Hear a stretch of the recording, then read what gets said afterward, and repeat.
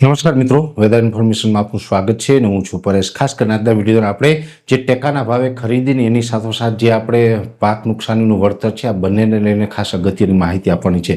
સૌપ્રથમ તો આપને જણાવી દઉં કે અત્યારે ટેકાના ભાવે જે ખરીદી થઈ રહી છે ખરીદીની અંદર પણ અમુક જગ્યાએ કદાચ અમુક થોડુંક પ્લસ માઇનસની અંદર મગફળી રિજેક્ટ થઈ રહી છે, જે ન થવી જોઈએ। જેના માટે પણ અમે સરકારશ્રીને અપીલ કરી રહ્યા છીએ કે પોઝિટિવ વલણ અપનાવી અને જે થોડુંક રિજેક્ટનો ક્રાઇટેરિયો છે એને ઘટાડવામાં આવે ને ખેડૂતોની પૂરેપૂરી મગફળી છે ખરીદી લેવામાં આવે। બીજા નંબરની અંદર જે વળતરની વાત છે તો આમ જોવા જઈએ તો બધા મિત્રો જાણો છો એમ કે જેવી રીતે સરકારે જાહેર કરેલું છે કે 10,000 કરોડ રૂપિયાનું પેકેજ, આ પેકેજમાંથી શું તો કે 2 હેક્ટરની મર્યાદામાં 1 હેક્ટરે 22,000 રૂપિયા, તો 2 હેક્ટરે 44,000 રૂપિયા છે ખેડૂતને મળવાપાત્ર થાય છે। હવે આની જે ફોર્મ ભરવાની પ્રક્રિયા સમગ્ર ચાલુ હતી, જેની અંદર ફોર્મ ભરતા હતા ત્યારે એ સમય દરમિયાન આપણે સર્વર પણ ડાઉન ચાલી રહ્યા હતા।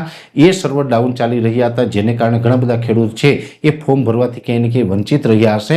પણ એની અંદર પણ આમ તો છેલ્લા 2 દિવસ પહેલા સરકારે એની જે સમય મર્યાદા છે એ વધારી છે, એટલે આજે 1 ડિસેમ્બર છે પણ ખાસ કરીને સમય મર્યાદા છે એ વધારીને 5 ડિસેમ્બર સુધી કરવામાં આવી છે। તો જે મિત્રોને અત્યારે પાક જે નુકસાનીનું વળતરનું ફોર્મ ભરવાનું બાકી હોય એ 5 ડિસેમ્બર સુધીમાં અચૂક ફોર્મ ભરી દેવું અને આ જે વળતરનો લાભ છે એ દરેક ખેડૂતોએ લેવો। હવે આની અંદર આમ જોવા જઈએ તો 2-3 વસ્તુનો ગૂંચવાડો પણ હતો, ઘણા બધા મિત્રોને ક્યાંય ને ક્યાંય શંકા કુશંકા હતી, પણ સારા સમાચાર અને પોઝિટિવ વાત એ છે કે ખેડૂતોને જે મિત્રોએ ટેકાના ભાવે જે મગફળી વેચાણ કર્યું હશે એને પણ આ વળતરનો લાભ છે એ મળવાનો છે। ઘણા બધા મિત્રોને એવો સવાલ હતો કે જે ટેકાના ભાવે કદાચ મગફળીનું વેચાણ કરશે તો એને પાક નુકસાનીનું વળતર છે નહીં મળે, પણ અત્યારે આપણે જોવા જઈએ તો જેવી રીતે છેલ્લા 4 દિવસથી ઘણા બધા ખેડૂતના એકાઉન્ટમાં એ વળતરના રૂપની જે રકમ છે આવવાનું ચાલુ થઈ ગયું છે। જેવી રીતે જોવા જઈએ તો જે ફોર્મ ભરવાની પ્રક્રિયા ચાલુ થઈ હતી તો એની અંદર છેલ્લા 3-4 દિવસથી જે ખેડૂતોના રકમ જે જમા થવાનું ચાલુ થયું છે, મેં અનેક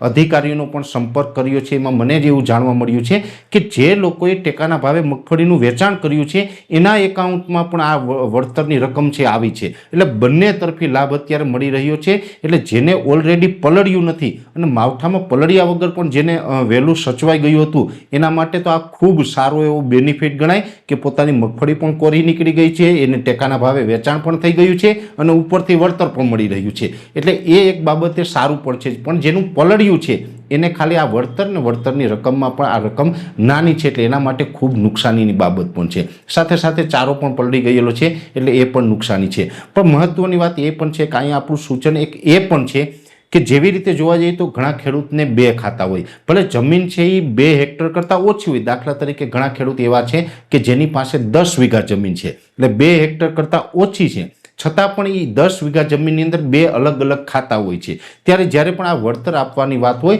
ત્યારે કોઈ પણ એક ખાતાની અંદર મળે છે। મોટાભાગે એવું બનતું હોય કે જે ખેડૂતને કોઈ જગ્યાએ 6 વીઘાનું કટકું છે, એક જગ્યાએ 4 વીઘાનું કટકું, ટોટલ 10 વીઘા છે, તો ખેડૂત સ્વાભાવિક રીતે મોટી જમીન હોય 6 વીઘા હોય એના માટે ફોર્મ ભરેલું હોય તો એ એક જ ખાતામાં 6 વીઘાનું વળતર મળે છે, 4 વીઘાના વળતરથી વંચિત રહે છે। ત્યારે આપણે આવનારા સમયમાં આવું ન થાય એના માટે પણ સરકારશ્રીને વિનંતી કરી રહ્યા છે કે જેટલી જમીન હોય કદાચ 2 ખાતા હોય તો બંને ખાતાની અંદર મળવી જોઈએ। ખેડૂત તો એક જ છે પણ 2 હેક્ટર કરતાં એની ઓછી જમીન હોય, 2 અલગ અલગ ખાતા હોય તો પણ એની અંદર એનો લાભ મળવો જોઈએ, તો જ ખેડૂત સાથે આ ન્યાય થઈ શકે। આવનારા સમયમાં સરકાર પોઝિટિવ વલણ અપનાવી અને આ કરી દે તો પણ ખેડૂતને બેનિફિટ મળી શકે છે। પણ ખાસ મહત્વની અને મેન જે આપણે મુદ્દો હતો એની અંદર સારા સમાચાર એ છે કે જે મિત્રોએ ટેકાના ભાવે મગફળીનું વેચાણ કર્યું છે એના ખાતામાં પણ અત્યારે પાક નુકસાનીનું વળતર જમા થવાનું ચાલુ થઈ ગયું છે, એટલે એ મુદ્દો છે આપણા માટે ખૂબ અગત્યનો હતો। ઘણા બધા મિત્રો એવા છે કે હજુ પાછળથી ફોર્મ ભરાયા છે, વેરિફિકેશન બાકી હશે, એ મિત્રોના ખાતામાં પણ હવે ધીમે ધીમે આ જે વળતરની રકમ છે એ જમા થવાનું ચાલુ થઈ જશે અને ટૂંક સમયની અંદર બધા જ ખેડૂતના એકાઉન્ટમાં આ પાક નુકસાનીનું વળતર છે એ જમા થઈ જશે, આવું અત્યારે લાગી રહ્યું છે। છેલ્લા 4 દિવસની અંદર અનેક ખેડૂતના ખાતામાં આ રકમ જમા પણ થઈ છે, એટલે આ રકમ જે સમયસર જમા થવાનું ચાલુ થયું છે જેને કારણે અત્યારે આપણે શિયાળુ પાકનું વાવેતર કરવું હોય, અન્ય કોઈ બાબતમાં જરૂર હોય એ બાબતમાં પણ આ રકમ છે ખેડૂતોને ઉપયોગી થઈ શકશે। એટલે જે ખેડૂતોને અત્યારે હજી ફોર્મ ભરવાનું બાકી હોય તો ફરીથી આપને કહું છું કે 5 ડિસેમ્બર સુધીમાં તમામ ખેડૂત છે એ ફોર્મ ભરજો અને આ સરકારી યોજનાનો લાભ છે એ આપણે બધા લેજો. વિશેષ માહિતી છે નેક્સ્ટ વિડીયોમાં આપવામાં આવશે. અત્યારે આ વિડીયોની અંદર એટલું જ. અંતમાં દરેક મિત્રોને વિનંતી રહેશે, વિડીયોને લાઈક આપીને દરેક ગ્રુપમાં શેર કરી દો. યુટ્યુબ ઉપર જોઈ રહ્યા હોય તો ચેનલને સબસ્ક્રાઈબ કરજો અને ફેસબુક ઉપર જોઈ રહ્યા હોય તો પેજને ફોલો કરજો. નમસ્કાર.